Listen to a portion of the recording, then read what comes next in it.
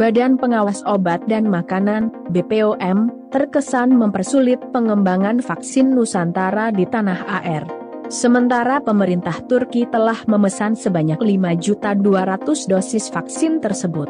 Sehubungan hal itu, anggota DPR RI mencecar Kepala BPOM Penny Lukito pada rapat kerja di Kompleks Parlemen, Jakarta, Rabu, 25 Agustus 2021.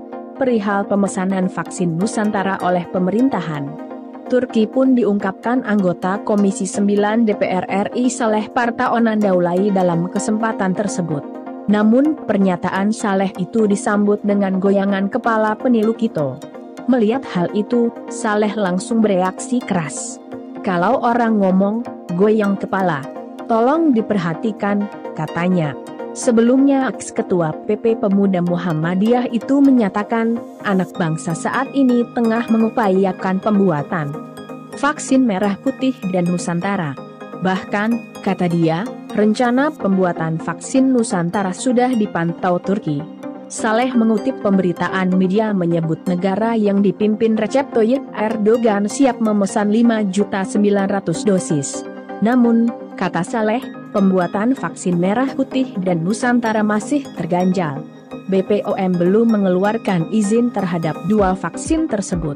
Saat momen penjelasan itu, Saleh melihat Penny menggoyangkan kepala. "Itu ada di media, Turki mau memesan. Jangan goyang kepala. Ibu kalau tidak percaya jangan membantah di sini," tutur Saleh. Sementara itu Guru Besar Ilmu Biokimia dan Biologi Molekuler Universitas Airlangga Profesor Hairul Anwar Nidom mengemukakan ketertarikan pemerintah Turki untuk membeli vaksin Nusantara berbasis sel dendritik dari Indonesia. "Yang jelas, memang luar negeri sudah ada yang minat.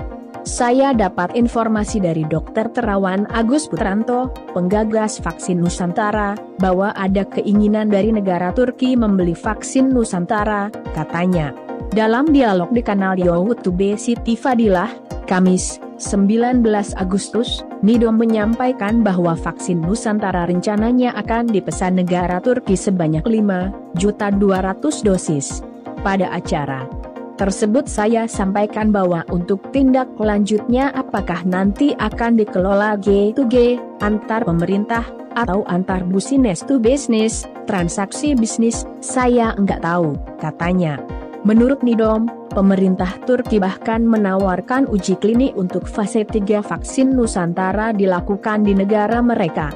Untuk Turki, vaksin Nusantara ini justru menguntungkan, karena terus terang bahwa vaksin Nusantara ini dari aspek risiko toksisitas, keracunan, faktor sosial agama itu kan nggak ada masalah.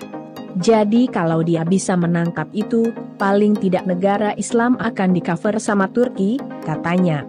Nidom menilai vaksin Nusantara merupakan potensi bagi Indonesia untuk dijadikan aspek ekonomi berkat terobosan baru dalam teknologi kesehatan dari sebuah vaksin yang sudah berumur 300 tahun itu.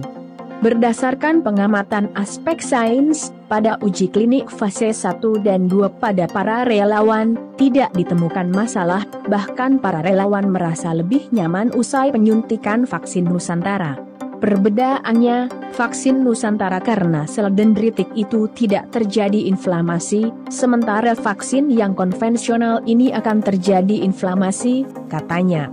Inflamasi yang dimaksud adalah kejadian ikutan pasca imunisasi, KIPI, yang kerap dialami peserta vaksinasi COVID-19 seperti reaksi demam, kepala pusing, bengkak, bercak kemerahan dan sebagainya usai seseorang menerima suntikan vaksin konvensional. Vaksin konvensional yang saya maksud adalah yang berbasis inactivated virus yang dimatikan, maupun platform mRNA teknologi memasukkan sesuatu ke dalam tubuh seseorang dengan bahan asing itu adalah konvensional, katanya. Sedangkan sel dendritik pada vaksin Nusantara, kata Nidom, diterapkan dengan cara mengeluarkan mesin di dalam tubuh untuk diolah di luar tubuh, kemudian setelah aktif dimasukkan kembali ke dalam tubuh penerima manfaat. Ini kan teknologi baru, katanya. Silahkan dukung channel ini dengan like dan subscribe.